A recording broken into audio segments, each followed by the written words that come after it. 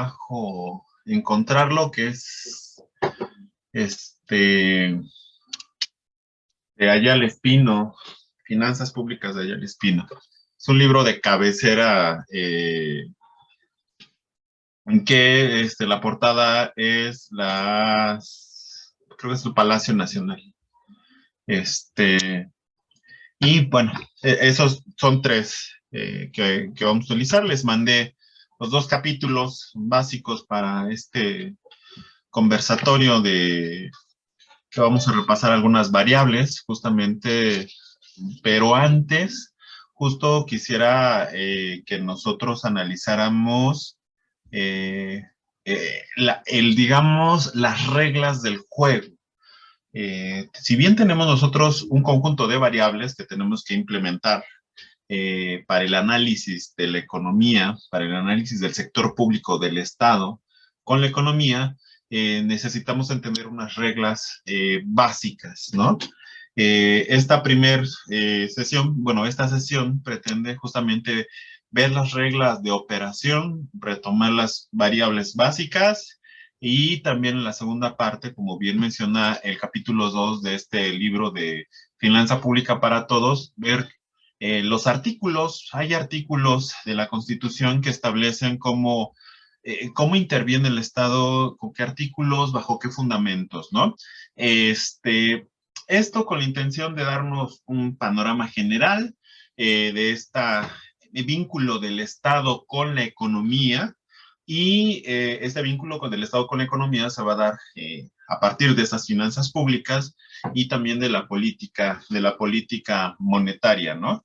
Se ha dejado mucho de lado este último, la política monetaria, a partir de que el Banco de México, en acuerdo internacional, y subordinándose a los acuerdos internacionales, se plantea su autonomía a partir de 1992-94, en el caso mexicano, ¿no? Y eso, pues le ha dado en la torre a la política estatal, política económica estatal, porque en periodos anteriores que veíamos ese milagro mexicano, ese periodo de expansión de la economía, fue gracias a una coordinación de la política del Estado junto con la política de la Secretaría de Hacienda, las finanzas públicas, y también con la política monetaria. Pero ya con la entrada del neoliberalismo, justamente se rompe, ¿no? Y ahora el Banco de México, o como los bancos centrales de todos los países, tienen una autonomía definida desde los organismos internacionales y asimilada ya por grupos políticos, ¿no? ¿Por qué lo mencionamos así? Porque los gobiernos ya no pueden hacer algunas políticas en beneficio de los estados nacionales o de las economías nacionales, porque están subordinados, algunas de sus herramientas, de sus manos con que operaban la política económica, pues están subordinadas y ya son autónomas, ¿no? El caso de México, pues sí, pues ha sido lamentable, ¿no? Incluso la defensa de la autonomía. Fíjense ustedes que una vez un alumno decidió, se preguntaba, dice, pues, voy a estudiar la autonomía como un proyecto de investigación, y justo veíamos que era una autonomía con el gobierno mexicano, pero era una dependencia y nula autonomía con las políticas internacionales, ¿no? Se tenían que plantear a coro. En fin, vamos a ver también ya en clase muchas cosas que dejamos en pausa. Entre ellas, ahorita vamos a ver más o menos, para ver lo de las variables, la cuestión del Estado, ¿no? Pero es algo muy polémico, muy interesante, muy bonito, nos ayuda mucho incluso a entender este movimiento que estamos viviendo, porque también el Estado depende de la fuerza, de la correlación de fuerzas, ¿no? Entonces eso lo vamos a mencionar aquí tantito, porque Ayala Espino sí reclama en esa configuración del análisis, analizar la correlación de fuerzas. Pero ya en curso vamos a ver justo periodos históricos, elementos teóricos, que justo nos obligan justamente a analizar el Estado, pero de una forma no tan economicista, sino también de sus distintos elementos. Y también justo ver el papel que tienen algunos funcionarios, algunos representantes de los gobiernos, ¿no?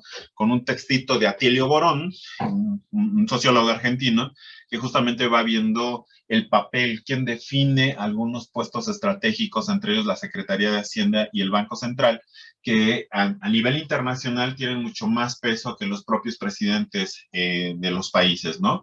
Los secretarios de Hacienda en el periodo neoliberal más fuerte, junto con los bancos centrales, estos representantes estaban o tenían que tener una experiencia tanto en el Banco Mundial como en el Fondo Monetario Internacional. El más famoso que hemos tenido que ha trabajado en esas entidades ha sido pues, Carsten, ¿no? Que justo ya después disputó la titularidad del Fondo Monetario Internacional. En fin, todo eso es muy rico. Pequeño es un conversatorio, vamos a tratar de sintetizar, pero enfocándolo un poquito más hacia las reglas de operación y algunas variables. Bueno, pues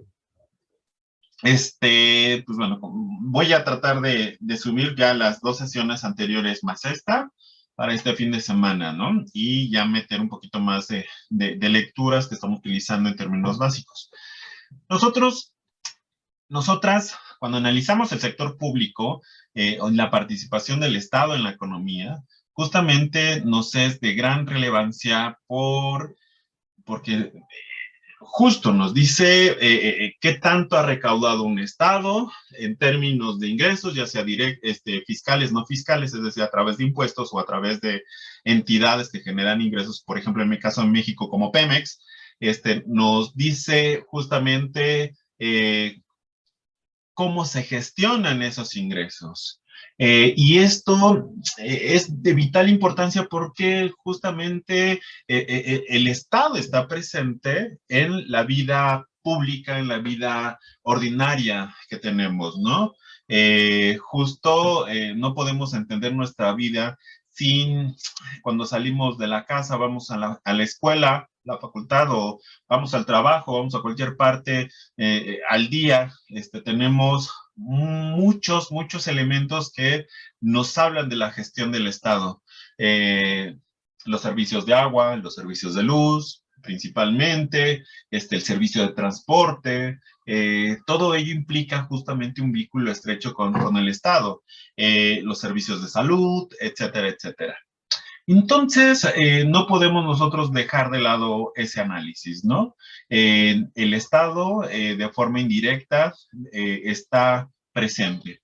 Un Estado que gestiona recursos y los recursos gestionados los estamos consumiendo al día, ¿no?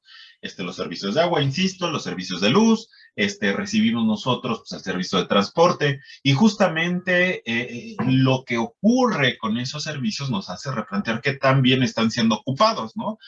Tenemos la situación de lo que ocurrió, lo lamentable que ocurrió con la línea 12 del metro y evidentemente pues, es una expresión de la gestión de los recursos, qué tan eficientes se ejecutaron, y eso es el Estado que está participando en la economía. Es innegable, aunque es muy polémico, porque finalmente para algunos pareciera ser que la mano invisible la toman o la asumen mucho más que lo que la asumió el mismo Adam Smith, ¿no? El Estado está, aunque haya unas políticas de libre mercado que fomenten o se orienten a fomentar la libre competencia, pero el Estado está presente. El Estado está presente en Estados Unidos, que puede plantearse, vanagloria de decir que es una economía de libre mercado perfecta, etcétera. Y ya cuando uno va rascándole ahí, pues esto es del Estado, algunos servicios son estatales,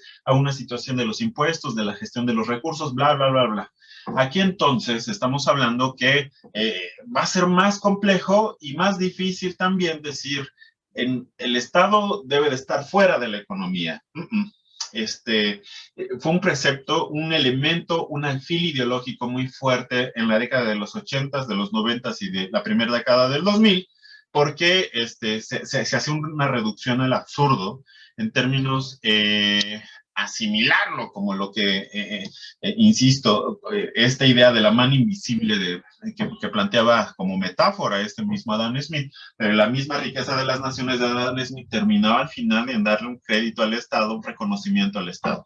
En fin, el Estado está presente en todo, en toda la vida cotidiana que tenemos, y justamente nosotros como economistas tenemos que analizar ese vínculo del Estado desde una forma sí económica, que van a ser las finanzas públicas y la política económica, pero también ver qué elementos van a configurar, porque finalmente, a pesar de que es entrada y salida de dinero, en esa entrada y salida de dinero van elementos políticos, van elementos jurídicos y van elementos administrativos y sobre todo van elementos económicos, ¿no? Entonces, esas cuatro esferas están presentes en la gestión de los análisis como veremos. Yo les envié el lunes una nota de la jornada, todavía la comentamos en la sesión anterior, que es una nota de David Márquez Ayala, justo mencionando cómo se encuentra el panorama fiscal de América Latina, ¿no? Sí nos interesa justamente ver este panorama fiscal porque como habíamos visto en un reporte de la CEPAL, esta situación que tenemos, se amplió el periódico en su pantalla, ¿sí, no? Sí, profe. Sí, profe. Sí, A ver, profe. es que en el mío no, nada más déjenme darle aumentarlo para que todos lo vean. Ya lo.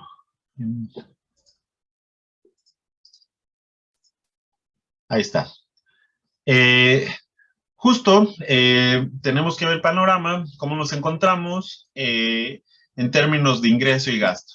Insisto, David Márquez Ayala es un economista, ya está grande, pero justo todos los lunes en la jornada hace una publicación que luego vamos a ver, es similar a la de un cartel de investigación científica, es decir, expone un tema muy interesante con gráficas, datos y todo en un tabloide del periódico que es La Jornada. Muy bonito, y vamos a ver después cómo, ya en clase, cómo hacer algunos, porque nuestra investigación tiene que estar plasmada en un cartel de investigación. En fin, este reporte justamente da un panorama fiscal de cómo se encuentra América Latina, es decir, la cuestión de ingreso-gasto, ¿no? Hay que recordar que eso va a ser la discusión en los próximos años. Sí, ya arrancó. Lo que está ocurriendo en Colombia tiene mucho que ver por estas políticas que se hacen, ¿no? Y va a ser, según el tipo de gobierno, como vamos a ver más adelante, lo que va a definir a quién le va a cargar la mano en la cuestión tributaria, ¿sale? Bueno, por lo pronto yo me ciño a los gráficos. El gráfico 1, América Latina, disparidades entre ingresos y gastos de los gobiernos centrales, 2019-2020. Entonces hace el análisis, ¿no? Primer grupo de cuatro gráficas o cuatro bloquecitos. Tenemos que en 2019 los ingresos representaban un 18% del Producto Interno Bruto. Para 2019 el gasto representaba el 21.4%. Y ahora en América Latina, los 16 países, el ingreso representa el 17.9%. Si se dan cuenta, bajó y tiene mucho que ver por la cuestión de la pandemia, ¿no? Pero los gastos evidentemente se incrementaron a 44.7%. La pandemia, como hemos visto, hizo que los servicios sanitarios se incrementaran los gastos, y justamente, por otro lado, la pandemia también tiene un impacto en donde al cerrar negocios por cuestión de cuarentena, se dejaron de operar y se dejaron de generar ingresos, y esos ingresos tuvieron un impacto porque a su vez se dejaron de generar los ingresos tributarios, ¿no? Pero también, bueno, hemos insistido que también teníamos una crisis económica en desarrollo, la crisis del 2020, que fue opacada por la por la misma pandemia. Entonces, esta tendencia de crisis y crisis sanitaria justamente nos dan esta situación, ¿no? A nivel regional, tenemos una caída de los ingresos de 17.9% del PIB en comparación al año anterior, 18.4%, y un incremento considerable de los gastos en América Latina, del 24.7%. En el caso por región, aquí agrupa a David Márquez Ayala en el segundo grupo de datos. Pone México, Centroamérica y República Dominicana, ¿no? Centroamérica más México y República Dominicana. El ingreso en 2019 fue de 16.6%, el gasto de 19.2%. Hay este desfase en la balanza comercial, en la balanza fiscal, hay un desfase. Y para el siguiente periodo, 2020, tenemos justamente una caída leve para esta región del 16.3%, pero sí un incremento del 22.5%. Entonces, sí vemos esta situación que se repite a nivel regional en Centroamérica también, pero vamos a ver que en Sudamérica, en los países sudamericanos, ya pasando Centroamérica, vemos justo que tiene un impacto mayor. Vamos a ubicar también el contexto. Ya, por ejemplo, Argentina estaba en recuperación de la crisis, tenía un problema de recaudación y también de gasto. Venezuela tiene una situación similar. Brasil tenía ya una situación de crisis como Bolsonaro. Y así Colombia también tiene una situación de crisis política y económica. Y Chile también tenía una situación de crisis. Entonces, esta situación de crisis también se ven justamente en 2019, ¿no? Para 2019 tenemos que hay un ingreso que representa el 20.3% del Producto Interno Bruto, pero los gastos justamente son del 23.7%. ¿Qué pasa en la pandemia? Pues de ese 20.3% de ingreso como parte porcentual del PIB, ahora se contrae a 19.4%.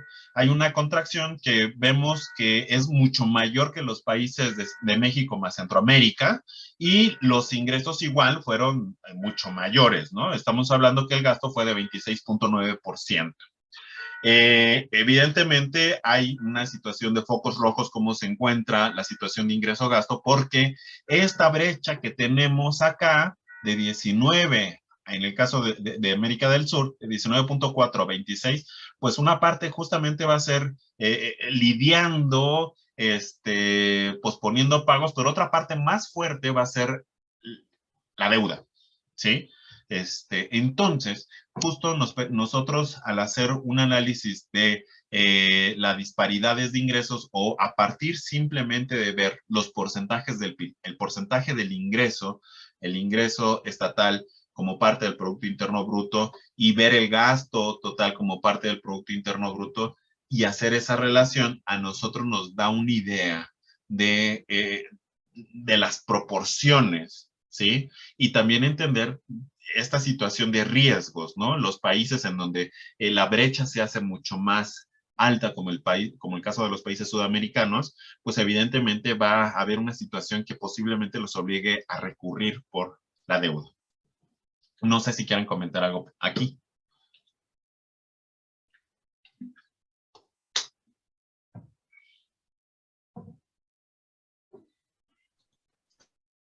Pues nada más, hola Andrés, buenos días a todos. Hola José, ¿cómo estás?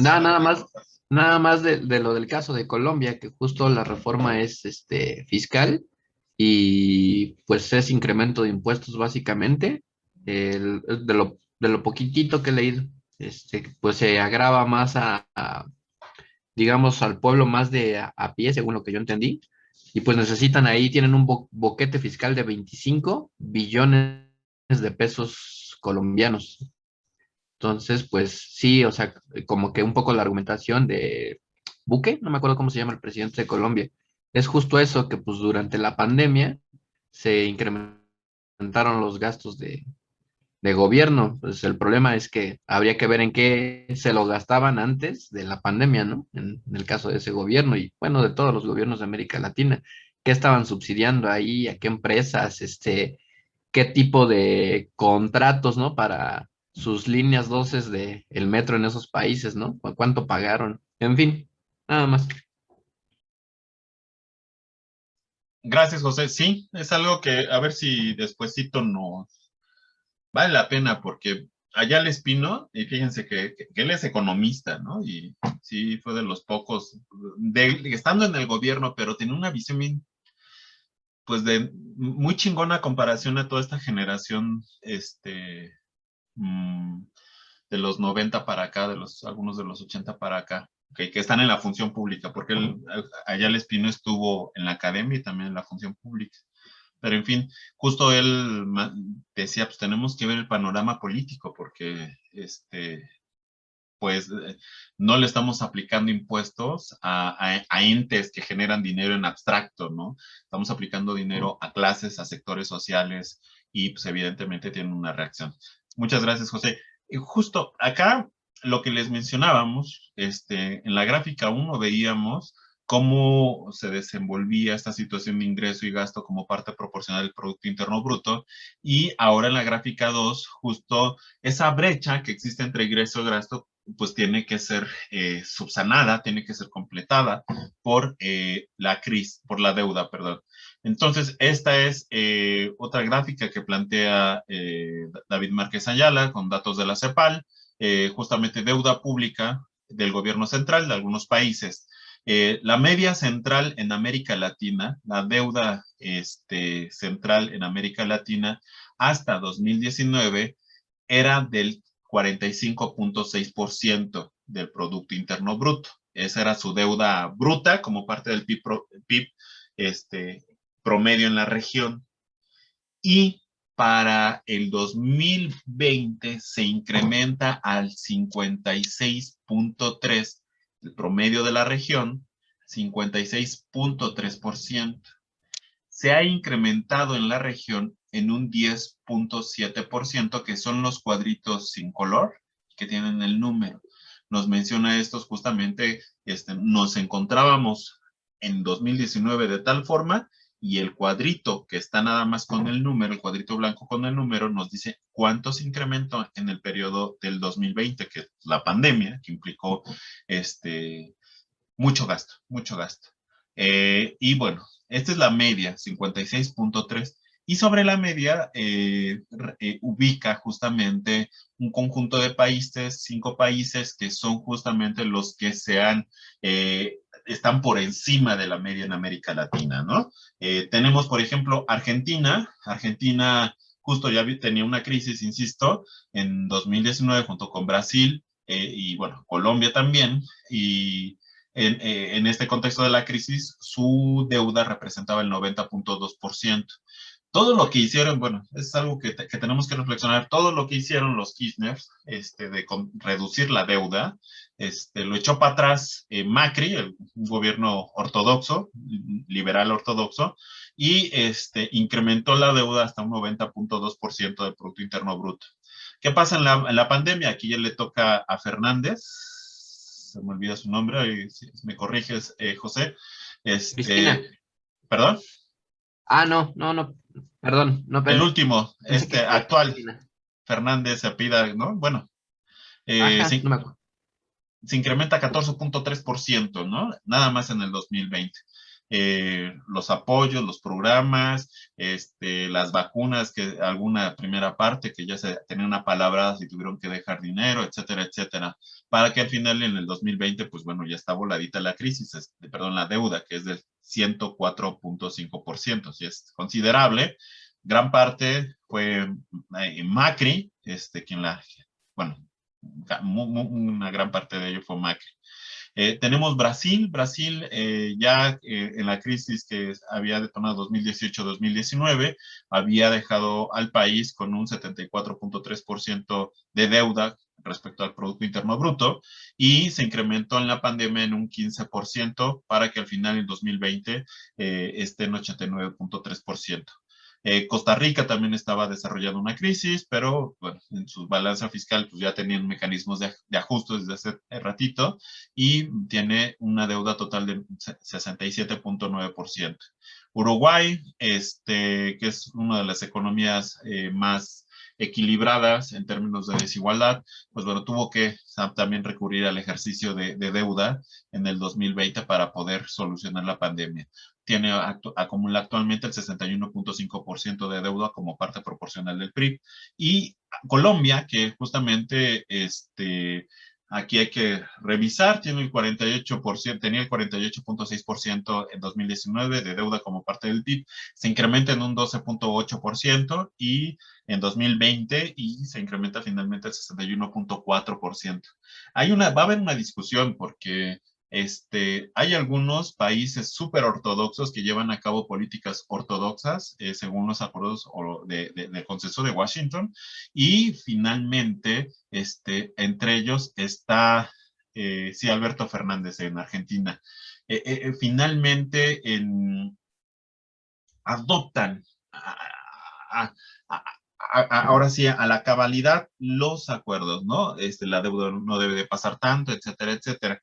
Y o implementan un conjunto de políticas con tal de mantener esos lineamientos que se establecen de forma o se imponen de forma internacional.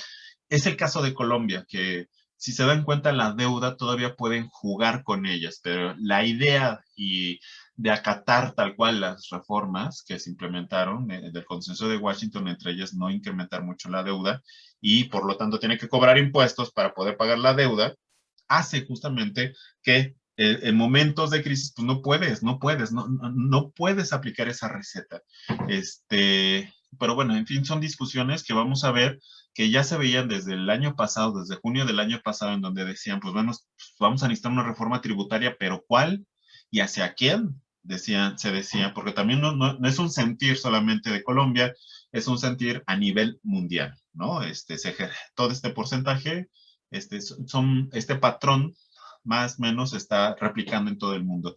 Y bueno, evidentemente México, que es el que nos interesa, tiene el 36.1% en 2019 y se incrementa 5.8%. Eso hay que ver, valdría la pena analizar, ¿no?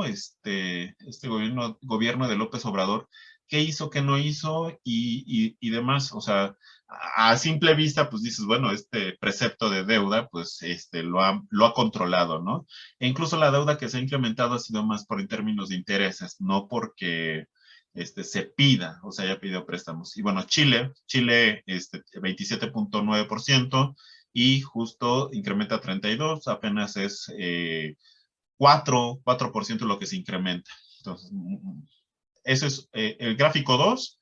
OCDE de América Latina, captación tributaria.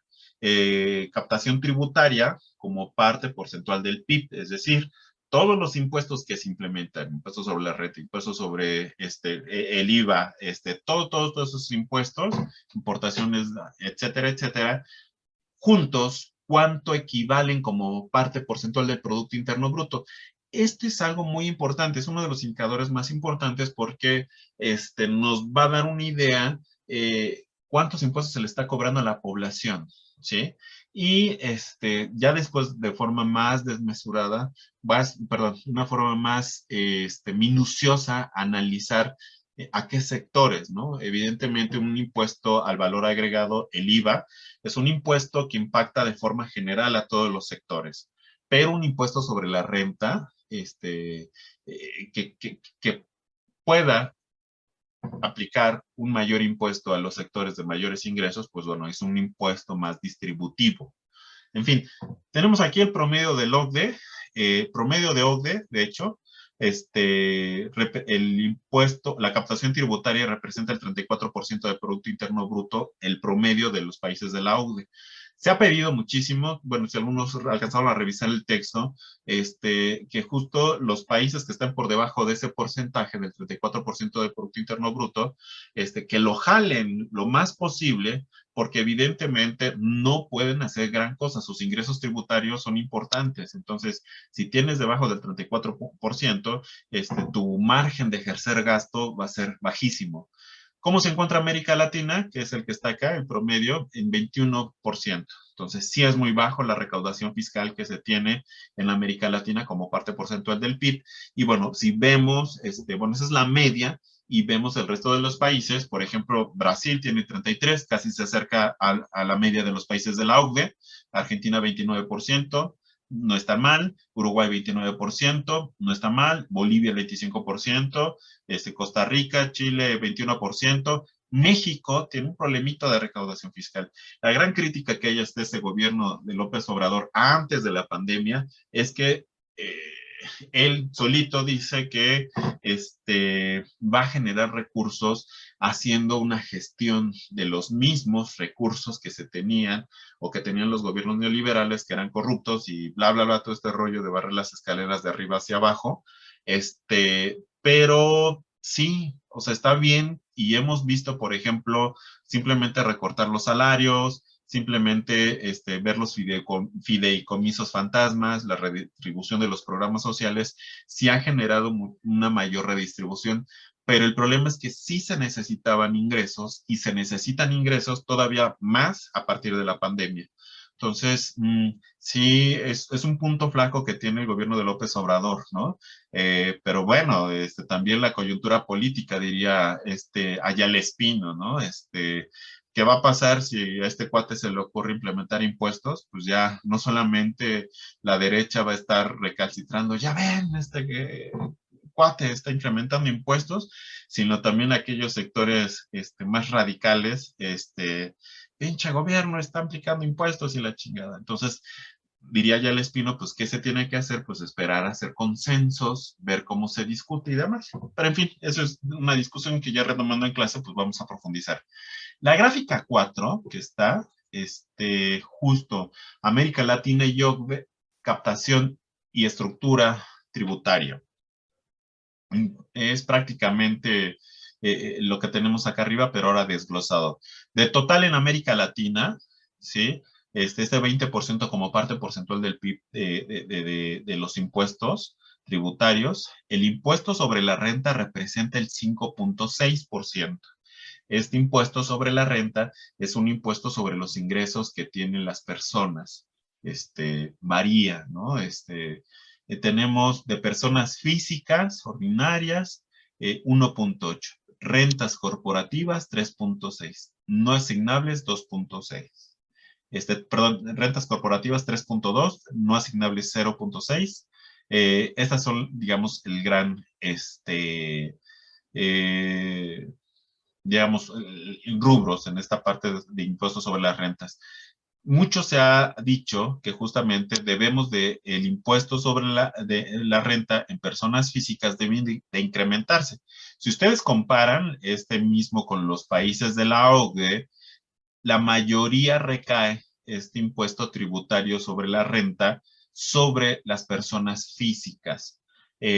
¿Por qué? Porque este impuesto sobre personas físicas, impuesto sobre la renta, te permite hacer una redistribución. Pones rangos y dices de 0 a un salario mínimo, ese es el impuesto que tienes que pagar. De 1 a 2 salarios, 3 salarios mínimos, este es el impuesto que tienes que pagar. De 3 salarios a 10 salarios mínimos, este es el impuesto que tienes que pagar. ¿Sí me explico? Y en cada uno, evidentemente, tiene que ser mayor la proporción. ¿Qué ha ocurrido? Y vamos a ver también con unos datos también de David Márquez Ayala, es que el impuesto sobre la renta en el periodo del Estado benefactor en Europa era mucho más alto para las personas del decil 10, por ejemplo, en comparación del decil 1 al 8. Era mucho más alto porque se pretendía hacer una redistribución de la riqueza. ¿Qué ocurrió en los 80s, 90s? Ese porcentaje bajó y casi es equiparable con los ingresos medios, ¿no? Entonces, esto es lo que ha generado también una gran desigualdad, dice Oxfam, ¿sí? Bueno, además, contribuciones sociales, a seguros sociales, también es uno de los elementos que son muy bajos en América Latina y en la OCDE es alto. Aquí hay una discusión, pues veamos pues cuál va a ser el resultado, ¿no? Sobre todo que esto implica también un cobro de impuestos sobre los servicios de seguridad social y justo las consecuencias que viven grandes países de la OCDE también no ha sido la más pertinente en esta pandemia. Impuestos sobre la propiedad también es uno de ellos, y impuestos sobre la nómina. En América Latina son más bajos que en los países de la OCDE. Impuestos a bienes y servicios, que viene siendo IVA, 9.6, casi es más cercano, o sea, es un impuesto que se le aplica a todas y a todos los ciudadanos. En fin, pasamos al gráfico 5, América Latina, concentración del ingreso nacional en el 1% más rico en 2019. Concentración porcentual del ingreso en el nacional en el 1% más rico. Ya estamos hablando, ustedes recuerdan, cuando hablamos de los deciles, ¿no? Los deciles, ¿qué son los deciles para que no los duerma? La estructura de los deciles y la distribución del ingreso. Miguel, Fabián, Hanna, son los que veo acá, pero también Eduardo, Xochitl, Roberto, Jorge.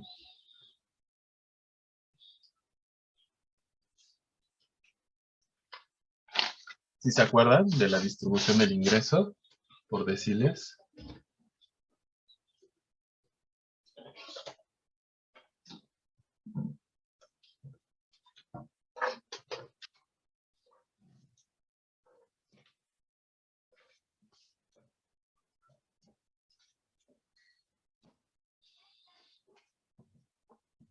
¿Sí, no?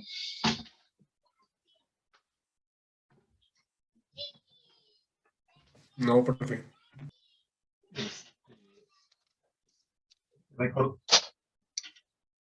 Nuestras primeras, en teoría, se ve en métodos cuantitativos en los primeros 2 semestres. Yo nada más voy a explicar la lógica, para que nos acordemos.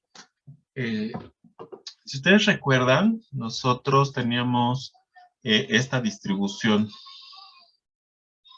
No me gusta mucho este pizarrón, pero bueno.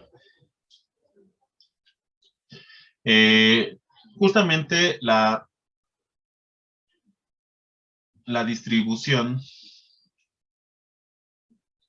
de la riqueza por deciles, lo que hace es justamente, primero, una distribución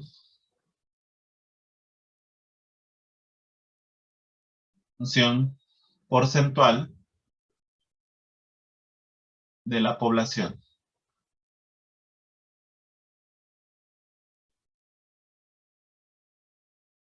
En una décima parte. Es decir, vamos a distribuir el total de la población justo del 10% de la población, 10% de la población y 10% de la población. Y vamos, ¿por qué 10%? Porque vamos a analizar la población y la distribución del ingreso en esta población a partir de considerar dividirla en 10 entidades, ¿sí? Tenemos aquí 1, 2, 3, 4, 5, 6, 7, 8, 9, 10. Entonces tenemos el decil 1, el decil 2, el decil 3, el decil 4, 5, 6, 7, 8, 9 y 10. Ahora lo que nos interesa es la segunda. ¿Cómo se distribuye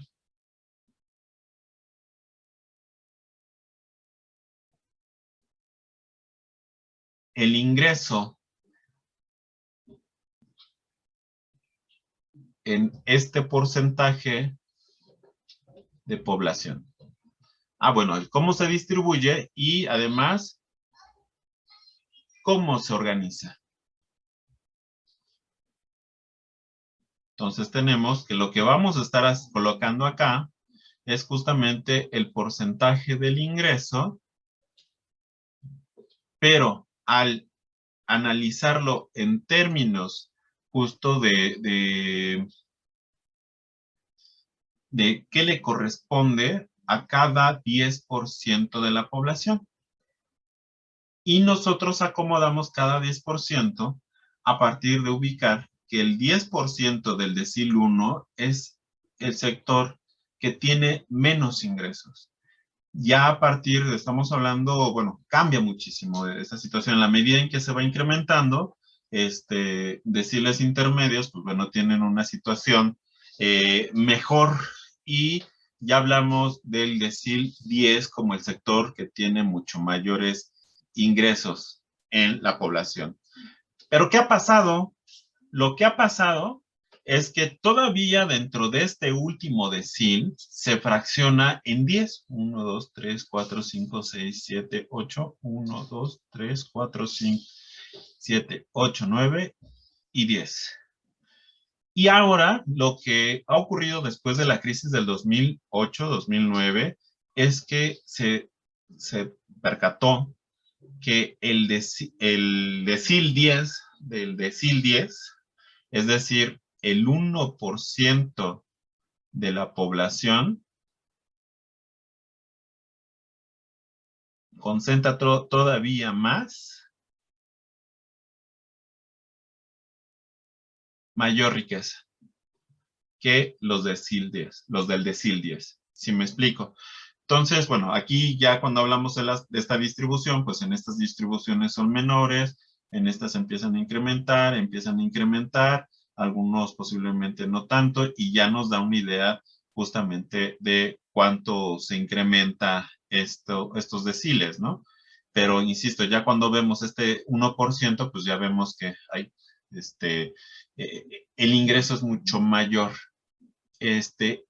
Oxfam hace una metáfora. Ellos utilizan como que estos ejemplitos como para que nos demos una idea, y ellos decían que a nivel mundial, si la riqueza de la población fuera billetitos de $100, los ingresos anuales de toda la población, y acomodada la gente en pilas de acomoda esos $100 en el piso y hace una pila de billetes de 100, y dice cómo estarían sentados, o sea, si se sientan en esa pila. Dice, a nivel global, pues los de hasta el decil del 1 al 4, más o menos, estarían sentados en el piso, a ras de piso, porque los ingresos son muy bajos. Los del 5 al 8 apenas estarían como una especie de silla, de una silla, a la altura de una silla. Los del decil 9, pues bueno, estarían un poquito más, como en un banco un poquito más elevado. Pero ya los del decil, bueno, con la idea de llegar hasta acá, al 1% de la población, dice, el 1% de la población estaría llegando al espacio, al espacio. Esa analogía que ellos hacen es interesante. ¿Quedó claro aquí lo que se acaba de exponer, esta parte? Sí, profe. Bueno. Sí, profe. Entonces, ya nada más cerramos con esto. Bueno, en América Latina, la concentración del ingreso nacional en el 1% más rico, ¿ya cómo está? Entonces tenemos que Ecuador, 11.6%. El Salvador tiene concentrado el 1% de su población, el 15.6%. Uruguay 17.5%, Argentina 17.8%, Colombia 19.6%, Costa Rica 21.6%. La media de América Latina es que el 1% en toda la región concentra el 26.7%. Es, la verdad, sí es un montón, porque el decil 1 apenas está concentrando el 2% promedio de la riqueza, mientras el 1% concentra el 26%, y hay estimaciones que si sumamos los ingresos del 1 al decil 6 en promedio, apenas es equiparable con lo que percibe o lo que concentra el 1% de la población. En fin, Chile 26%, México el 28%, Brasil 31.0%. Entonces, sí es un elemento interesante. ¿Por qué lo tenemos que analizar? Porque al final de cuentas, la discusión que planteamos aquí o que se plantea acá de impuestos sobre la renta de personas físicas, o sea, vemos que en la OCDE justamente representa el 8.1%. De personas físicas en América Latina es apenas el 1.8%. ¿Qué quiere decir? Que todos estos están acá porque no pagan impuestos conforme a lo que deberían de pagar, ¿sí? Muchos de estos. Y esta es la parte más legal, o sea, lo que tienen que pagar, y otra es la parte más ilegal, de lo que tienen que pagar pero no pagan, que ya es bajo pero no pagan, que son todas estas evasiones de impuestos, todo lo que, pues sí, hay que reconocerle a ya sabes quién, que ha corregido porque es poco lo que tienen que pagar y no lo pagaban en gobiernos anteriores. En fin, entonces, ¿qué pasa? Una política fiscal justamente debe de ver esta situación. En fin, bueno, yo le dejo aquí con los datos, lean la notita para empezar a comentar eh, justo lo que nosotros queríamos entrar en el tema. ¿Hasta aquí hay alguna duda, algún comentario?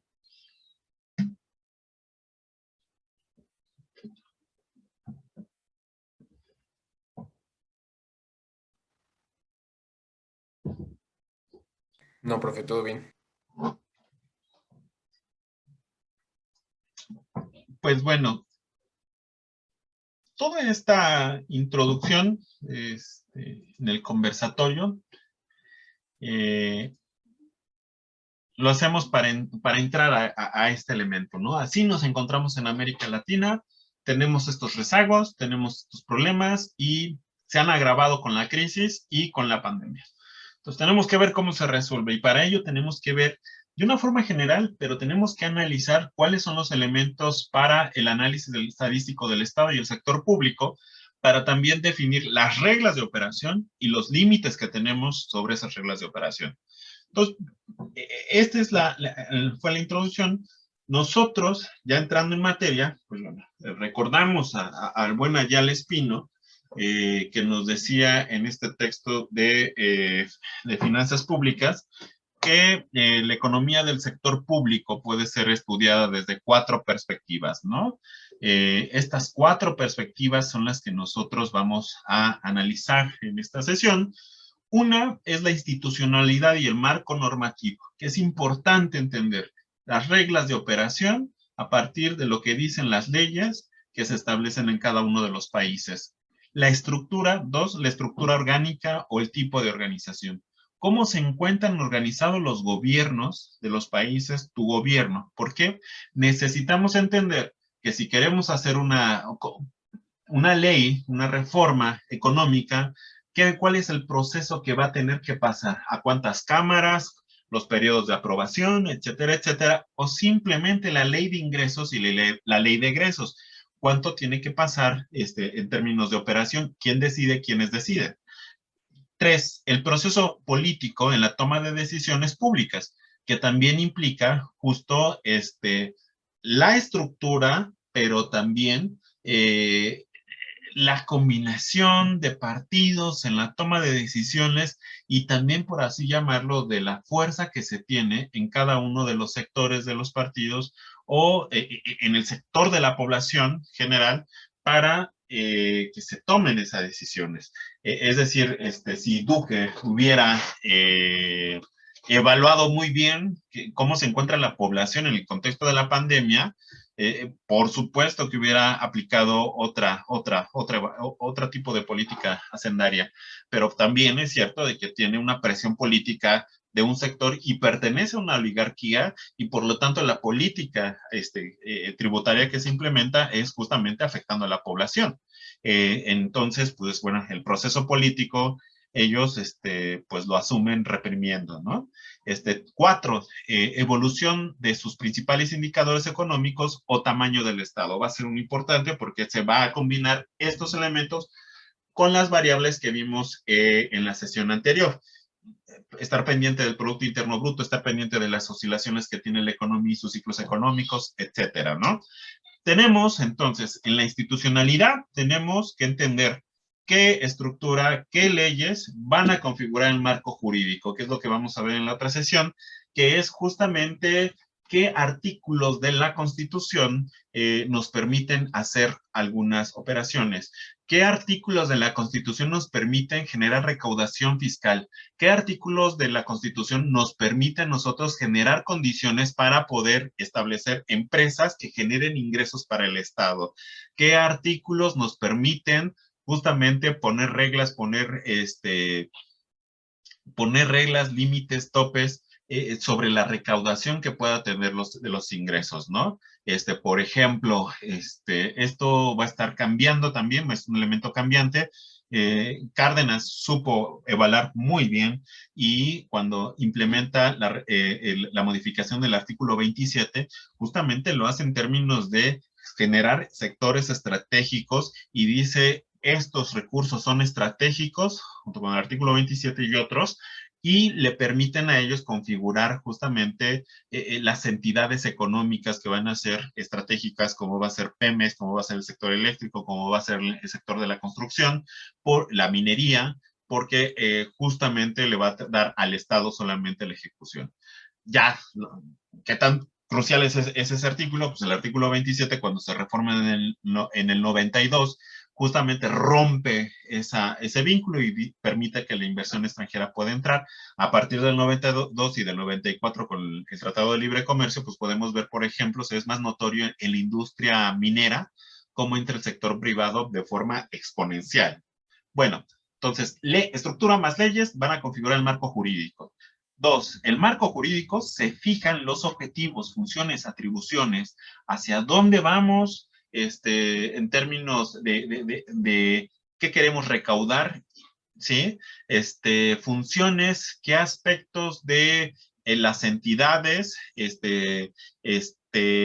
y nos permiten a nosotros hacer que recaudemos y cuáles son las atribuciones que tenemos el Estado, que tiene el Estado para poder hacer esas recaudaciones. En el caso de las recaudaciones de impuestos, pero también en aquellas que generan los ingresos para el propio Estado. Tres, se establecen las restricciones, los que permite o lo que se permite o se prohíbe hacer.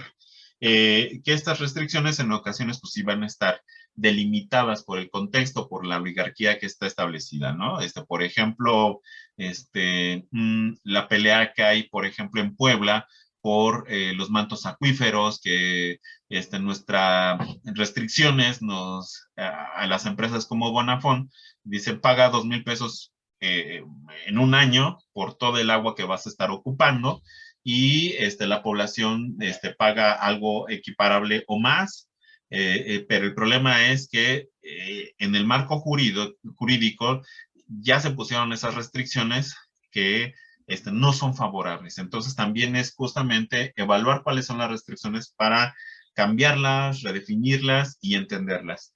Y por último, se va a definir la finalidad y la práctica según el status quo, es decir, el pacto social. Esto va a ser muy importante. Cada periodo histórico va a tener un pacto social que va a estar funcionando. Por ejemplo, el gran pacto social que se hace en la Revolución Mexicana, mencionábamos, da para tener un crecimiento enorme que tenemos entre 1930 hacia 1980. Las reformas estructurales que se hacen en la década de los 80 establece una redefinición del pacto social en donde ya el sector popular, el sector de los trabajadores campesinos y demás ya están debilitados, nos meten una súper tranquiza en correlación de fuerzas y hace que tengamos que asimilar un pacto social en donde le beneficia más a los grandes empresarios tipo Slim, etcétera, etcétera. Esto va a ser muy importante porque lo que define las leyes, el nuevo pacto social, va a ser el músculo, la fuerza, la gente que salga, que presione, etcétera, etcétera. Y no es manual, la historia siempre pone las cosas en su lugar. Por eso luego se analiza lo que está ocurriendo en este momento en la universidad y 2 marchas sin músculos. La verdad es que desde el ordenador y detrás del ordenador, pues no se hace la revolución ni los cambios, grandes cambios sociales. En fin. En fin, bueno, con esto digo que esté mal, no. Lo que digo es justo que necesitamos justamente ese músculo por hacer eso, o lo que vamos a ganar va a ser en función de este músculo. En fin, la organización, para ser más puntuales, insistimos, es la estructura de gobierno central, estatal y municipal. Tenemos que entidades y órganos que van a estar constituyendo esta organización van a ser los siguientes en el caso mexicano. El Congreso de la Unión, que va a estar configurado tanto por la Cámara de Diputados como la Cámara de Senadores, van a tener un elemento crucial para la definición tanto de las leyes económicas, la política económica, pero también simplemente las recaudaciones o las leyes de egresos e ingresos. La Presidencia de la República, que va a dar o tiene la obligación de ejercer estas propuestas de leyes de ingreso y gasto. La administración pública, que son aquellas administraciones locales desde el nacional hasta en los municipios, en los estados, etcétera. La Suprema Corte de Justicia, que va a dar aval, va a echar adelante, atrás. En este caso, pues también vamos a ver qué papel juegan estas Supremas Cortes, sobre todo en México, que ya algo que decían Atilio Borón, vuelvo a citarlo, en el imperialismo está más vivo que nunca, en ese texto plantea también cómo en ocasiones, ante la incapacidad que se tiene de la discusión, ante la pérdida de algunas oligarquías, siempre dejan en la Suprema Corte, que son las entidades de ejecutar la ley, de modificar la ley, de poner las reglas del juego en la economía y en la política de un país, dejan en esos sectores estratégicos su defensa, ¿no? Y además la Suprema Corte, en este caso, pues, bueno, ha tenido ha sido como una especie de entidad que se ha opuesto muchísimo al actual gobierno, ¿no? Junto con el INE, ¿no? En fin. Y entidades públicas descentralizadas, ya por último, entidades públicas descentralizadas como organismos, empresas y fideicomisos. 3, cuando hablamos justamente de los elementos políticos, bueno, hay dudas sobre lo que se comentó anteriormente, en la lámina anterior. No, profe. No, profe. Bueno, en términos políticos, los procesos políticos que podemos entender en el que se relacionan los distintos grupos políticos de la sociedad, hablamos justamente entender cómo están conformados, qué sectores tienen mayor representación, qué sectores se encuentran más movilizados, qué sectores tienen mucho más peso político y económico dentro de una sociedad. ¿Por qué? Porque finalmente una ley puede generar renuencia de algunos sectores porque son los más afectados. Regresamos al caso de Colombia. Y siempre debemos, según Ayala Espino, tenemos que tener ese tacto del análisis político que tenemos que hacer para poder entender qué sectores se afectarán, pero también qué sectores se beneficiarán. 2, los espacios públicos dentro y fuera del gobierno, en donde también se definen las decisiones públicas. Las entidades también tienen a su vez, una especie de contacto político y contacto social con los distintos sectores de la población. Y eso hace que se presionen estas entidades. Por ejemplo, si recuerdan, estos cuando se cambiaron y reestructuraron los programas sociales, justamente todas aquellas personas que dependían de esos antiguos programas sociales ejercían presión en aquellas instituciones, aquellos espacios públicos donde estaban o quienes prestaban las anteriores prestaciones. El caso más popular fue el de las guarderías. Pero bueno, y también podemos entender que en estos espacios públicos, dentro y fuera del gobierno, cómo se encuentra conformada la Cámara de Diputados, la Cámara de Senadores, quién tiene mayor fuerza, que eso es muy definitorio para la aprobación de una ley, pero también lo que está afuera. La población, qué tanto se siente identificada, cuál está más activa, cuál está más pasiva. Un ejemplo, volvemos a la situación coyuntural que vivimos, pues por desgracia las rectorías con la mano en la cintura, saca comunicados muy de la chingada, perdón con la expresión, ya les pagué todos, falso, pero lo hace sabiendo que el otro, que su enemigo, que en el espacio público, que aparentemente se está confrontando con la rectoría, sabe que hay un conjunto de profesores que no está de acuerdo con este movimiento. Entonces, pues con ese espacio, identificando ese espacio público de cómo se mueven las fuerzas, la misma rectoría hace declaraciones de este tipo. Entonces, es importante también extrapolar esta situación sobre la situación del Estado, sobre la sociedad, para entender que en estos espacios públicos y es en esas tensiones de fuerza y en esa relación de fuerza se definen las políticas económicas. Si, por ejemplo, en 2012 hubiéramos salido todos los trabajadores cuando se hizo la reforma laboral que permitió la entrada del outsourcing, no se hubiera aplicado, pero pues, pasó desapercibida porque pues, todos estábamos chacoteando, por así decirlo.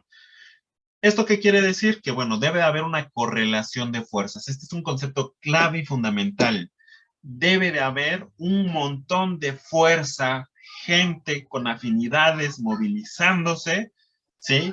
Sobre una idea que va a definir la política económica o va a definir cualquier movimiento social sin la fuerza a su favor que sea activa, no pasiva, o sea, no decir, sí, chido, no, que salga, se movilice, va a generar va a configurar la política económica. Y la hegemonía, que digamos que toda esa fuerza está englobada sobre una afinidad política o ideológica. El ejemplo más fuerte que vimos en el caso mexicano fue esta situación de la llegada de López Obrador. No es de mi agrado, ni tampoco los otros partidos políticos, pero si lo analizamos, pues sí, en efecto, él tiene 30 y tantos millones de votos que expresaban justamente esta correlación, esta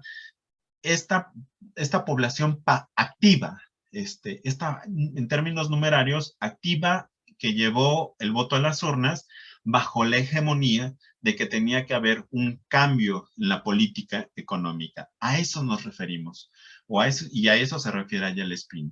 Ahora, por ejemplo, otros ejemplos, la reforma agraria, que hace este mismo Lázaro Cárdenas, implicó con un convencimiento de todos los campesinos para ejecutar esa reforma. La expropiación petrolera, o sea, las fotos no son memes ni fotomontajes. Las fotos ilustran de cómo Lázaro Cárdenas convoca a dar donaciones y aportaciones al pueblo de México, es decir, hace que el músculo salga, que la población salga y muestre la hegemonía, y la hegemonía va a ser, vamos a expropiar el sector petrolero, les vamos a quitar el sector petrolero a las empresas gringas, pero se lo vamos a comprar. ¿Sí me explico?